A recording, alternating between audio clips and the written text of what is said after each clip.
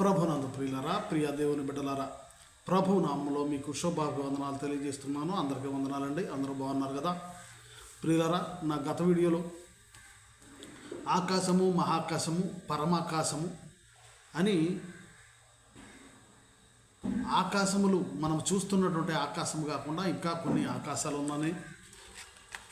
మరి ఎందుకంటే పౌలు గారు చెప్పినట్లుగా ఎఫెసీలకు రాసిన లేఖ 4:10 చెప్పినట్లుగా దిగినవాడు సమస్తమును నింపునట్లు ఆకాశ మండలములన్నిటి కంటే మరి పైకి ఆరోహణమైపోయిన వాడనై ఉన్నాడని పౌలు గారు చెప్పినట్లుగా ఆకాశ మండలములన్నిటికంటే పైకి ఎక్కిపోయాడు. అంటే ఆకాశ మండలాలు కొన్ని ఉన్నాయని, వాటన్నిటికంటే పైకి ఎక్కిపోయి వాడు యేసు ప్రభు అని పౌలు గారు చెప్పినట్లుగా, అలాగే పౌలు గారు మరి తను చూచినటువంటి వ్యక్తి మూడవ ఆకాశంలో ఉన్నాడని, ఆ ఆకాశంలో మూడవ ఆకాశంలో ఉన్నటువంటి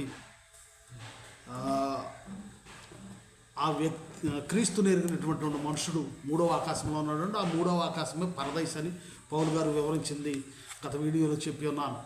మరి ఆకాశాలు ఎన్నున్నాయి? మరి దాన్ని మరి బైబిల్ పండితులు కానీ భక్తులు కానీ దాన్ని 7 మండలాలుగా విభజించారని, ఆ 7 మండలాలుగా విభజించి దానిలో ఏ ఆత్మలు ఎట్టి పనులు చేసిన వారు ఏ ఆకాశంలో ఏ మండలాల్లో ఉంటారు అనేదాన్ని ఈ వీడియోలో మనం వివరించుకుందాం. ఎందుకంటే దేవుడును పరిశుద్ధులను ఒక చోట ఉండరని వాక్యం సెలవిస్తుంది. ఎందుకంటే పరలోకములో అందరూ కలిసే ఉంటారు అనేది కాదు, కానీ ఇప్పుడు చనిపోయి వెళ్ళేటటువంటి ఆత్మలు కొన్ని ఆకాశాలలో వారికి కేటాయించినటువంటి ఆకాశాల్లో వారు ఉంటారు అని బైబిల్ వాక్యం సెలవిస్తుంది. ఎందుకంటే మన బైబిల్ గ్రంథమే కాకుండా హిందూ మత గ్రంథాలు కూడా దేవలోకమని, బ్రహ్మలోకమని, దేవలోకములోనేమో స్వర్గమని దేవేంద్రుడు ఉంటాడని, అలాగే బ్రహ్మలోకంలో బ్రహ్మ ఉంటాడని, విష్ణులోకంలో విష్ణు ఉంటాడని, అలాగే యమలోకంలో యముడు ఉంటాడని, అక్కడ శిక్షలు పాపులకు శిక్షలు విధించబడతాయని, ఈ రీతిగా హిందూ మత గ్రంథాల్లో కూడా ఒకే ఆకాశము కాదు అని కొన్ని లోకాలు ఉన్నాయని వివరించబడింది. అలాగే బైబిల్ వాక్యం కూడా ఏం చెబుతుందంటే దేవుడు ఉండేటటువంటి స్థలము వేరు, మరి పరిశుద్ధుడు ఉండేటువంటి స్థలం వేరు. కొద్దో గొప్ప పాపాలు చేసి దేవుణ్ణి ఎరిగినటువంటి వారు ఉండే స్థలము వేరు అని, దేవుని తెలుసుకొని వారి పాపాల నిమిత్తం పశ్చాత్తాపడి రక్షించబడినటువంటి వారు, దొంగ వలె పశ్చాత్తాపడినటువంటి వారు ఒక స్థలంలో ఉంటారని బైబిల్ వాక్యం కూడా సెలవిస్తుంది. ఎందుకంటే నిర్గమకాండము 26వ అధ్యాయంలో మనం చూసినట్లయితే మరి దేవుడు మోషేకు చూపించాడు. సంఖ్యాకాండము 8వ అధ్యాయము 3-4 వచనాలు, 4వ వచనం చూసినట్లయితే ముఖ్యంగా యెహోవా కనుపరిచిన దీపవృక్షమును, ఆ దీపవృక్షమును ఆ దీపవృక్షము బంగారు నగిషీ పని గలది, దాని స్తంభము మొదలుకొని అది పుష్పముల వరకును నగిషీ పని గలది. యెహోవా కనుపరిచిన మాదిరిని బట్టి మోషే ఆ దీపవృక్షమును చేయించను. అంటే దేవుడు మోషేకు సీనాయి కొండ మీద చూపించాడు. ఆ చూపించిన దాన్ని బట్టి ఆ మందసం ఎలా తయారు చేయలేదనేది, ఏ వస్తువులు ఎలా తయారు చేయలేదనేది, పరలోక రాజ్యంలో దేవుడు ఏ విధంగా సింహాసనుడై ఉంటాడు, దేవదూతలు ఎలా ఉంటారనేది చూపించిన విధంగా మోషే తయారు చేశాడు. అలాగే నిర్గమకాండం 26వ అధ్యాయము 33వ వచనంలో చూసినట్లయితే ఆ అడ్డతెరను ఆ కొలకల క్రింది తగిలించి సాక్ష్యపు మందసము అడ్డ తెర లోపలికి తేవలను. అడ్డతెర పరిశుద్ధ స్థలమును అతి పరిశుద్ధ స్థలమును వేరు చేయును. అతి పరిశుద్ధ స్థలములో సాక్ష్యపు మందసం మీద కరుణాపీఠము ఉంచవలను. ప్రియులరా, మరి ఈ విధంగా పరిశుద్ధ స్థలము అతి పరిశుద్ధ స్థలము వేరు చేయటానికి ఒక అడ్డుతెర వేయాలని దేవుడు మోషేతో చెప్పినట్లుగా ఆ విధంగానే గుడారము మందసానికి గుడారం వేసినప్పుడు పరిశుద్ధ స్థలం వేరు, అతి పరిశుద్ధ స్థలం మీద అతి పరిశుద్ధ స్థలంలోనేమో దేవుని నిబంధన మందసము ఉంచే విధంగాను అక్కడికి ఎవరూ కూడా వెళ్ళేటటువంటి వారు కాదు. ఒక మరి మోషే అహరోనులు మాత్రమే వెళ్ళగలిగారు, ప్రధాన యాజకుడు మాత్రమే, అది కూడా ఏడాదికి ఒక్కసారి మాత్రమే ఆ పరిశుద్ధ స్థలములోకి, అతి పరిశుద్ధ స్థలములోనికి ప్రధాన యాజకుడు సంవత్సరానికి ఒక్కసారి మాత్రమే వెళ్ళే విధానము ఉందని చెప్పేసి హెబ్రీయులకు రాసిన పత్రిక 9వ అధ్యాయం 6 నుంచి 8 వచనాలు చూసినట్లయితే మనకు తెలియపరచబడుతుంది. పౌలు గారు పరిశుద్ధాత్మ చేత నడిపించినటువంటి పౌలు గారు దాన్ని వివరించి ఉన్నాడు. హెబ్రీయులకు రాసిన పత్రిక 9, 6 నుంచి 8 వచనాలు. అంటే పరిశుద్ధులు ఉండేటువంటి స్థలం వేరు, అతి పరిశుద్ధులు ఉండేటువంటి స్థలం వేరు. మరి పాపులు దేవుణ్ణి గూర్చి తెలుసుకొని తమ పాపాల నిమిత్తం పశ్చాత్తాపడిన వారు ఉండేటువంటి స్థలము వేరు. అలాగా ఏ ఏ స్థలాల్లో ఎవరెవరు ఉన్నారనే దాన్ని మనము ఈ వీడియోలో వివరించుకుందాం. ప్రియులారా, మరి అతి పరిశుద్ధ స్థలానికి పరిశుద్ధ స్థలానికి కూడా వ్యత్యాసము ఉందని బైబిల్ వాక్యం సెలవిస్తుంది. అయితే బైబిల్ పండితులు కానీ కొంతమంది భక్తులు మనం చూస్తున్నటువంటి ఆకాశము పైన 7 మండలాలుగా దాన్ని వివరించారు. మొదటి మండలంలో ఏమేమి ఉన్నాయి, ఎవరున్నారు అని అంటే మొదటి మండలాన్ని అంటే మొదటి ఆకాశము అనబడేటటువంటి దానిలో ఎవరుంటారు అనే దాన్ని మనం ఒకసారి చూసినట్లయితే దాన్ని వాయుమండలం అని, మొదటిగా మనకు ఉండేటువంటి మండలము వాయుమండలం అని చెప్పబడుతుంది. ఆ వాయుమండలంలో ఎవరుంటారు అని అంటే వాయువు అంటే గాలి. ఆ గాలిలో గాలి మండలము అనబడేటువంటి దానిలో ఎవరు ఉంటారు అని అంటే దురాత్మల సమూహము, అలాగే వాటికి అధిపతి ఉంటాడు. అంటే సాతాను వాయుమండలాధిపతిగా ఉంటున్నాడని ఎఫెసీయులకు రాసిన లేఖ 6వ అధ్యాయం 12వ వచనంలో మనం చూడవచ్చు. ఏలయనగా మనము పోరాడున్నది శరీరులతో కాదు కానీ ప్రధానులతోనూ అధికారులతోనూ ప్రస్తుత అంధకార సంబంధులకు లోకనాథులతోనూ ఆకాశ మండలమందున్న దురాత్మల సమూహములతోనూ పోరాడుచున్నాము. అంటే ఆకాశ మండలంలో దురాత్మల సమూహములు ఉన్నవి. అలాగే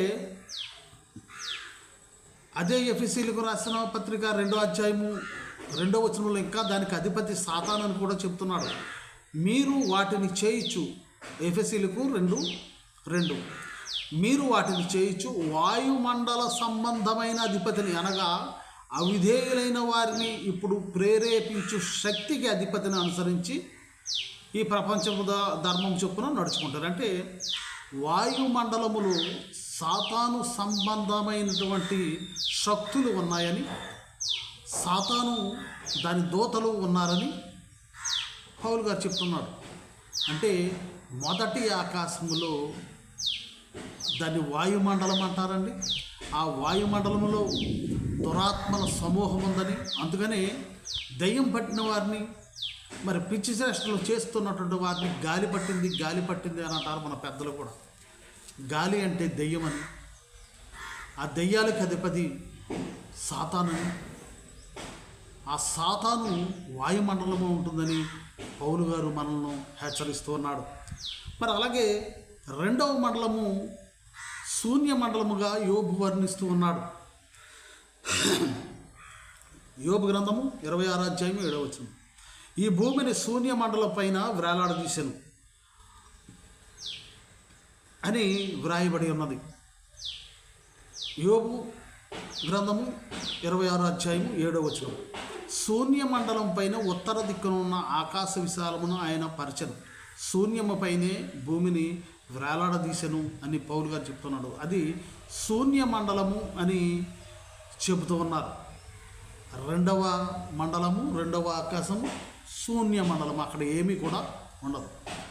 ఈ దురాత్మల సమూహానికి ఈ శూన్య మండలము అనేదాన్ని అక్కడ కొంత గ్యాప్ అంటే ఏమీ లేకుండా ఎందుకు చేశాడు దేవుడు అంటే, మూడవ ఆకాశములో దేవుణ్ణి నమ్మినటువంటి భక్తులు, దేవుణ్ణి ఎరిగినటువంటి వారు, దేవుణ్ణి తెలుసుకొని తమ పాపముల నిమిత్తం పశ్చాత్తాపడిన వారు ఆ మూడవ ఆకాశంలో ఉంటున్నారని పౌలు గారు చెబుతున్నాడు. అదే పరదైసు అని. దొంగ పరదైసుకు వెళ్ళినట్లుగా పశ్చాత్తాపడి క్రీస్తును తెలుసుకుని తమ పాపముల నిమిత్తము పాప క్షమాపణ పొందినటువంటి వ్యక్తులు, వారి యొక్క ఆత్మలు పరదైసులో ఉంటామని దేవుడు చెబుతున్నాడు. ఈ పరదైసులో అటువంటి ఆత్మలు ఉంటాయని పౌలు గారు చెప్తున్నాడు. 2 కొరింథీయులకు 12వ అధ్యాయము 1 నుంచి 4 వచనాల వరకు. క్రీస్తునందున్న ఒక మనుషుని నేను ఎరుగుదును, అతడు 14 సంవత్సరముల కిందట మూడవ ఆకాశమునకు కొనుక్కోబడను. అతను శరీరముతో కొనుక్కోబడను నేను ఎరుగను, శరీరము లేక కొనుక్కోబడను నేను ఎరుగను, అది దేవునికే తెలియను. అట్టి మనుషుని నేను ఎరుగుదును, అతడు పరదైసులోని కొనుక్కోబడి వచింప సఖ్యము కాని మాటలు వినెను. ఆ మాటలు మనుషుడు పలుకకూడదు. అతడు శరీరంతో కొనుక్కోబడును, శరీరం లేక కొనుక్కోబడును తెలియదని చెప్తున్నాడు. అంటే మూడవ ఆకాశంలో క్రీస్తును తెలిసినటువంటి, క్రీస్తును ఎరిగినటువంటి వారు, అదే పరదేశంలో పశ్చాత్తాపడిన వారు ఉన్నారు. అందుగురించే ఈ పశ్చాత్తాప పడటం అనేది మనం ఒకసారి చూసినట్లయితే ఆ పరదేశంలో, అందుగురించే ప్రకటన గ్రంథము 2-3 అధ్యాయాల్లో ఎవరికి ఎట్టి బహుమానాలు ఇవ్వబోతున్నాడో అందరికీ ఒకే బహుమానం కాదు, 7 సంఘాలకి లేఖలు రాశాడు. ఆ లేఖలు రాసి ఏ సంఘములో ఉన్నవారికి మరి ఎటువంటి స్థలాల్లో ఆయన అవకాశం ఇస్తాడు అనే దాని గురించి ఇక్కడ వివరించి ఉన్నాడు. ఎందుకంటే ప్రకటన గ్రంథము 2వ అధ్యాయము 1 నుంచి 7 వచనాలు చూసినట్లయితే ఇక్కడ మొదట ఉన్నటువంటి విశ్వాసం లేకుండా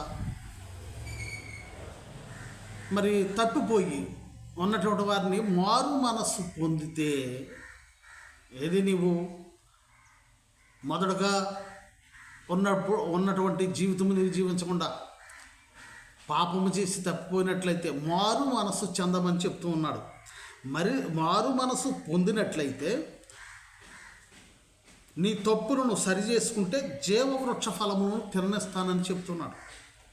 సరే, జీవవృక్ష ఫలము ఎక్కడుందయ్యి అంటే, ఆ జీవవృక్ష ఫలం మన క్రింద వచనాల్లో చూసినంత పరదైసులో ఉన్నటువంటి జీవవృక్ష ఫలమును మీరు తినవచ్చు అని చెప్తున్నారు. అంటే ప్రభువునందు మనము ప్రభువును తెలుసుకొని మన పాపముల నిమిత్తం పశ్చాత్తాపడి ఉన్నటువంటి ఆత్మలన్నీ కూడా ఈ మూడవ ఆకాశమైనటువంటి పరదైసులో ఉంటాయని పౌలు గారు చెప్పినట్లుగాను యేసు ప్రభు వారు దొంగతో చెప్పినట్లుగాను, అలాగే ప్రకటన గ్రంథము 2వ అధ్యాయము 1 నుంచి 7 వచనాలు మారు మనస్సు పొంది పశ్చాత్తాపడినట్లయితే వారికి జీవవృక్ష ఫలాన్ని తిన్నిస్తాను, పరదేశంలో ఉన్నటువంటి జీవవృక్ష ఫలాన్ని తిన్నిస్తాను అన్నట్టుగా, మరి ఆ జీవవృక్ష ఫలాన్ని మనను తినేటువంటి భాగ్యము ఈ మార్పు చెందిన వారికి, పశ్చాత్తాపడిన వారికి ఉంటుంది. అందుకనే ఆ పరదైసులో అంటే మూడవ ఆకాశంలో ఈ ఆత్మలు ఉంటాయి కనుకనే ఈ ఆత్మలు దగ్గరకు సాతాను వెళ్లకుండా, సాతాను వాయుమండల సంబంధమై ఉన్నాడు. ఆ వాయుమండల సంబంధము మొదటి ఆకాశము, మూడవ ఆకాశము దేవుణ్ణి తెలుసుకున్నటువంటి వారు, పశ్చాత్తాపడినటువంటి వారు, దొంగవాడు పశ్చాత్తాపడిన వారి ఆత్మలు ఉంటాయి కనుక ఈ మధ్యలో శూన్యమండలము, ఇక్కడ వారు అక్కడికి వెళ్ళే పని లేదు, అక్కడ వారు ఇక్కడ దురాత్మలు అక్కడికి వెళ్ళే పని లేదు. ఎందుకంటే అక్కడ నుంచి మరి ఏదైనా తోటలో ఆ పరదైసు అనబడేదాన్ని, ఏదైనా తోట దాని గురించి వివరించాలంటే ఇంకో కొంచెం మరి కాలం సరిపోదు కనుక, టైం సరిపోదు కనుక మరి అది ప్రభువారు మరి సాతానును అక్కడి నుంచి గెంటి వేశాడు. అక్కడికి వెళ్ళే స్థానం లేదు సాతానుకి. ఎందుకంటే దాన్ని మరి అవ్వాదములు మోసం చేసినప్పుడు అక్కడి నుంచి గెంటి వేశాడు. అంతకుముందు సాతాను పరలోకమునకు భూలోకమునకు అటు ఇటు తిరుగాడుచు వచ్చుచున్నానని చెప్పేసి యోబు గ్రంథంలో మనకు ఎక్కడి నుంచి వచ్చుచున్నావు అని చెప్పేసి అన్నప్పుడు యోబు గ్రంథంలో నేను భూమిపై అటు ఇటు తిరుగాడుచు వచ్చానని చెప్పినప్పుడు నా భక్తుడిని చూసావని దేవుడు అన్నాడు. అంటే సాతాను యేసు ప్రభు వారు మరణించకముందు పరలోకములోనికి మరి అన్ని లోకాల్లోకి అది తిరుగుతూ ఉండేది. కానీ యేసు ప్రభు వారు మరణించి లేచిన తరువాత మిఖాయేలుతో పరలోక గ్రంథంలో మనకు తెలియపరచబడుతుంది. మరి ఆయన పరలోకమునకు ఆరోహణం అయిపోయిన తర్వాత అక్కడ మిఖాయేలు దేవదూతలకును సాతానుకు యుద్ధం జరిగి సాతాను క్రిందికి త్రోయబడింది. ఆ క్రిందికి తోయబడినది మరి వాయుమండలాన్ని అది ఆధీనం చేసుకుని అక్కడ ఉంది. ఆ వాయుమండలం పైన శూన్యమండలం ఉంది. శూన్యమండలం పైన మూడవ ఆకాశమైనటువంటి పరదైస్ ఉంది. అందులో పాపము చేసి పశ్చాత్తాపడిన వారు ఉంటారు. మరి నాలుగవ ఆకాశంలో ఎవరు ఉంటారయ్యా అని మనం ఒకసారి ఆలోచించినట్లయితే, ధ్యానించినట్లయితే అక్కడ ప్రకటన గ్రంథము 6వ అధ్యాయము 4వ వచనము 6వ అధ్యాయము 9వ వచనంలో చూసినప్పుడు ఆయన 5వ ముద్రను విప్పినప్పుడు దేవుని వాక్యము నిమిత్తమును తాము ఇచ్చిన సాక్ష్యము నిమిత్తమును వధింపబడిన వారి ఆత్మలను బలిపీఠం క్రింద చూచితిని అని చెప్పబడుతుంది. అంటే దేవుని యొక్క బలిపీఠము క్రింద ఇదొక భాగమని, ఈ భాగము దగ్గర మరి దేవుని వాక్యము నిమిత్తము దేవుని సాక్ష్యము నిమిత్తము వధింపబడినటువంటి వారు మరి వేద సాక్షులు అక్కడ వారి యొక్క ఆత్మలు ఉంటాయని 4వ ఆకాశములో తెలియపరచబడుతూ ఉంది. మరి అలాగే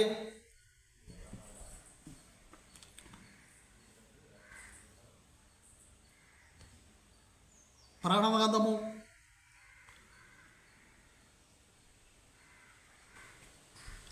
4వ అధ్యాయం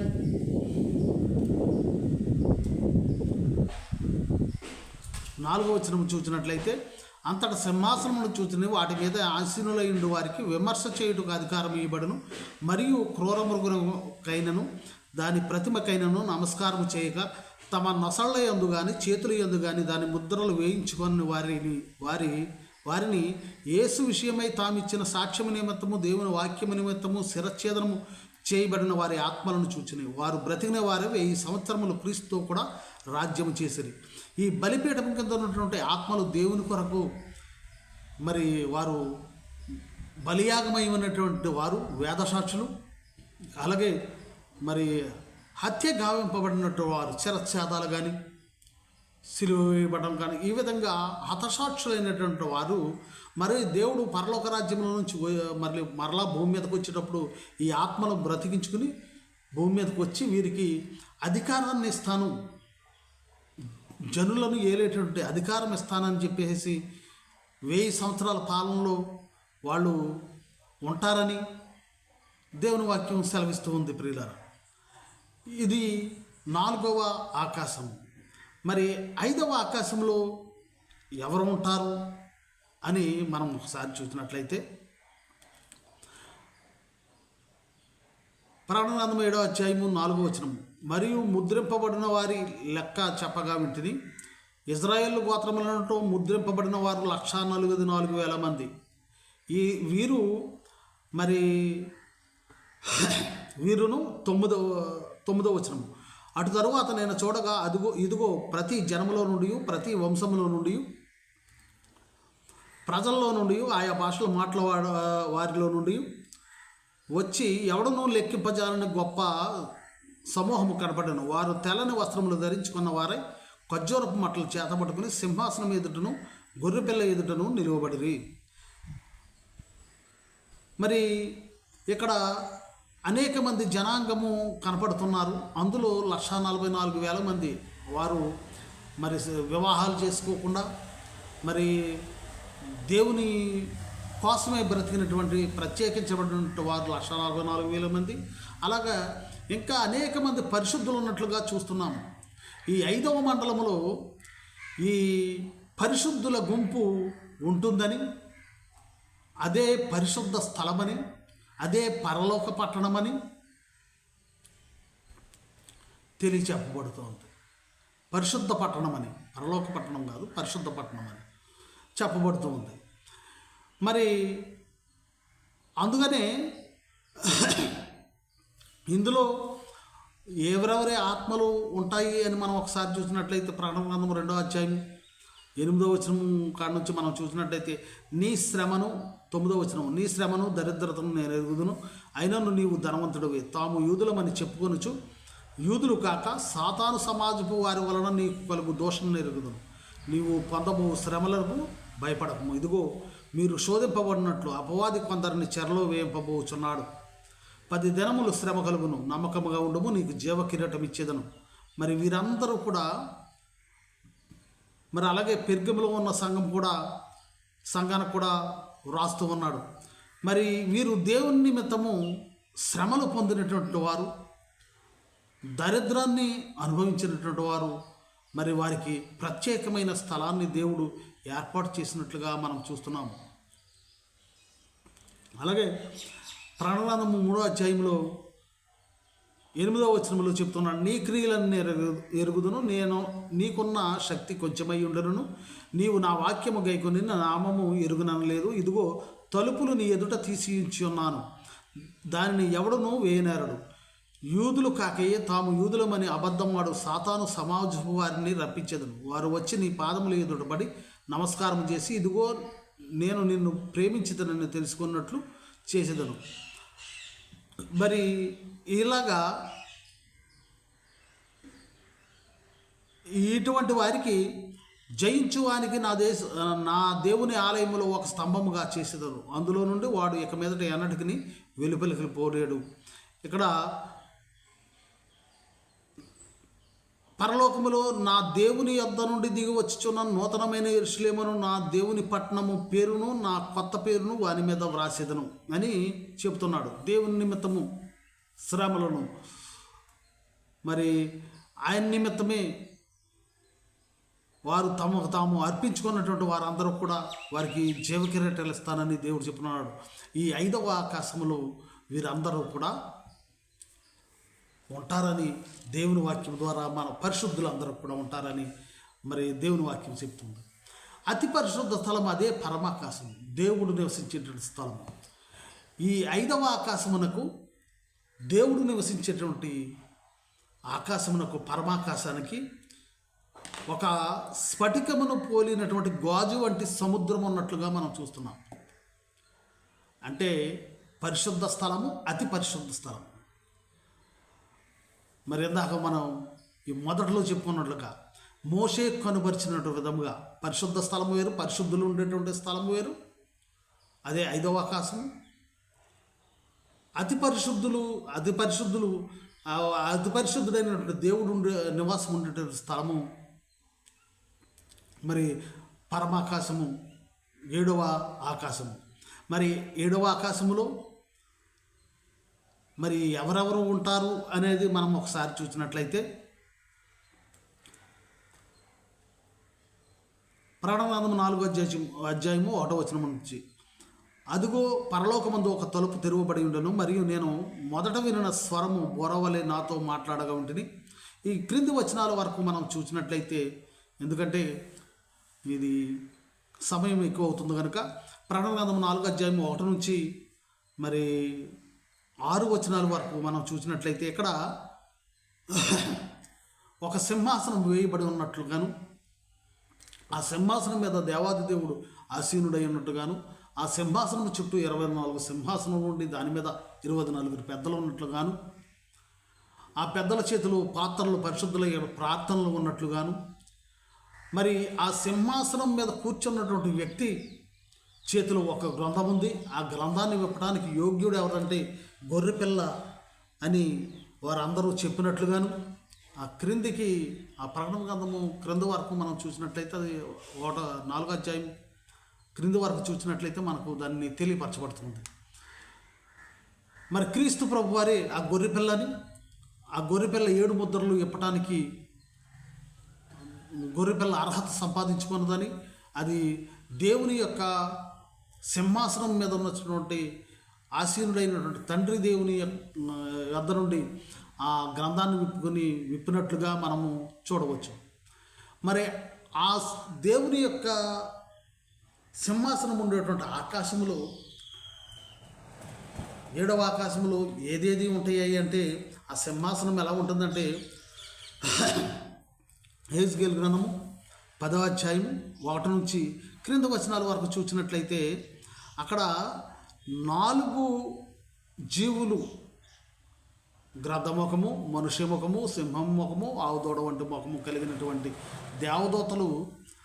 ఆ దేవదూతల పేర్లు ఏంటంటే యెహెజ్కేలు గ్రంథము 10వ అధ్యాయము 1వ వచనం నుంచి, అలాగే యెహెజ్కేలు గ్రంథము 4వ అధ్యాయము 1వ వచనం నుంచి క్రింది వచనాల వరకు మనం చదివినట్లయితే, అలాగే యెహెజ్కేలు గ్రంథము 1వ అధ్యాయం 1 నుంచి క్రిందికి వరకు చూసినట్లయితే ఆ సింహాసనాన్ని మోసేటటువంటి దూతలు, వాటిని కెరూబులని, ఆ కెరూబు రెక్కల మీద సింహాసనం వేయబడి ఉంటుందని, ఆ సింహాసనము వేయబడిన దాని మీద దేవాది దేవుడైన యెహోవా దేవుడు కూర్చుంటాడని, ఆయన చుట్టూ 24 సింహాసనాలు ఉంటాయని, వాటి మీద 24 పెద్దలు ఉంటారని, వాటి చుట్టూ కూడా వేవేల దేవదూతలు, ప్రధాన దూతలు, అలాగే అధిదూతలు, మరి వేవేల దూతలు ఉంటారని, ఆ సింహాసనము పైన శరాపులు అనేటటువంటి దేవదూతలు ఉంటారని యెషయా గ్రంథంలో చెప్పబడుతూ ఉంది ప్రియులారా. ఎందుకంటే యెషయా గ్రంథము 6వ అధ్యాయం 2వ వచనం, ఆయనకు 1వ వచనం నుంచి, యెషయా గ్రంథము 6వ అధ్యాయము 1 నుంచి 2, రాజైన ఉజ్జియా మృతునందున సంవత్సరమున అత్యున్నతమైన సింహాసనమునందు ప్రభు ఆసీనుడై ఉండగా నేను చూచితిని. ఆయన చొక్కాయి అంచులు దేవాలయం నిండుకొను, ఆయనకు పైగా శరాపులు నిలిచి ఉండిరి. ఒక్కొక్కరికి 6 రెక్కల చొప్పున ప్రతివాడు తన రెక్కలతో తన ముఖము రెండితో తన కాళ్ళను కప్పుకొనుచు వారు సైన్యములకు అధిపతి యెహోవా పరిశుద్ధుడు పరిశుద్ధుడు పరిశుద్ధుడు అని స్తుతిగానములు ప్రతిగానములు చేస్తూ ఉన్నట్లుగా మనం చూడవచ్చు. దేవుడు ఉండేటటువంటి 7వ ఆకాశమైనటువంటి మరి పరలోకములు, దేవుడు కెరూబులు రెక్కల మీద సింహాసనం వేయబడి ఉంటుంది. దాని చుట్టూ కూడా 24 సింహాసనాలు ఉంటాయి. దాని మీద పెద్దలు ఉంటారు, వేవేల దూతలు ఉంటారు, దేవుని యొక్క 7 ఆత్మలు ఉంటాయి. ఆ దేవుని యొక్క 7 ఆత్మలు, ఈ కెరూబులు, అలాగే సెరూపులు, అలాగే వేల కొలది దూతలు, వీరందరూ కూడా దేవుణ్ణి పరిశుద్ధుడు పరిశుద్ధుడు అని స్తోత్రగానాలు చేస్తూ ఉంటారంట. ప్రియులారా, ఆ 7వ ఆకాశం ఏ రీతిగా ఉంటుందో మనము చాలా వాక్యాల్లో మనం చూడవచ్చు. కీర్తనల గ్రంథము 80వ అధ్యాయము 1వ వచనములో కెరూబుల మీద ఆసీనుడు అయిన వాడ ప్రకాశింపుము అని కీర్తనాకారుడు చెప్తాడు. అలాగే ద్వితీయోపదేశ కాండములో మరి ఆయన సెయూరులో నుండి వారికి ఉదయించెను, ఆయన పారాను కొండపైకి ప్రకాశించెను, వేవేల పరిశుద్ధ సమూహములు మధ్య నుండి ఆయన వచ్చెను అని వ్రాయబడి ఉన్నది. ద్వితీయోపదేశ కాండము 33వ వచనములు. అలాగే దానియేలు గ్రంథము 7వ అధ్యాయము 9వ వచనములు కూడా సింహాసములు ఏడు చూచితని మహావృద్ధుడు ఒకడు కూర్చుండేను, ఆయన వస్త్రములు